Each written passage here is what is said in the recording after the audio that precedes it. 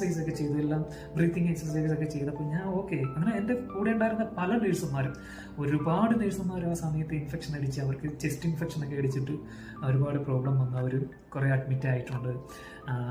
അങ്ങനെ ഒരുപാട് സങ്കടകരമായ നിമിഷങ്ങളും പിന്നെ അതുപോലെ തന്നെ സന്തോഷകരമായ നിമിഷങ്ങളും. പോലീസ് പുറത്തിറങ്ങി കഴിഞ്ഞാൽ പോലീസിൻ്റെ അടി.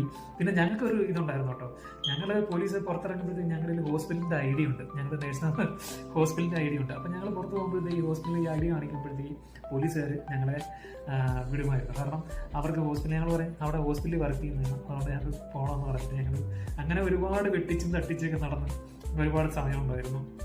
അതും ഒരു സന്തോഷമാണ്. ഇങ്ങനെ ഓർക്കുന്ന ഓരോ ഓർമ്മകളാണ്. ഇപ്പോൾ അതെല്ലാം ഒരു ഓർമ്മകളാണ്. അപ്പോൾ ഞാൻ പറഞ്ഞതെന്ന് പറഞ്ഞാൽ ഇത് നമുക്ക് എന്ത് ചെയ്യാൻ പറ്റില്ല, മറക്കാൻ പറ്റത്തില്ല അല്ലേ? ഈ ഒരു കാലഘട്ടം നമുക്ക് മറക്കാൻ കഴിയില്ല. നമ്മൾ ഡിസ്റ്റൻസ് ഇട്ട് നിന്നത്, ഒരുപാട് ആൾക്കാരുടെ നിന്ന് ഡിസ്റ്റൻസ് ഇട്ട് നിന്നത്, ആൾക്കാർ ചുമയ്ക്കുമ്പോൾ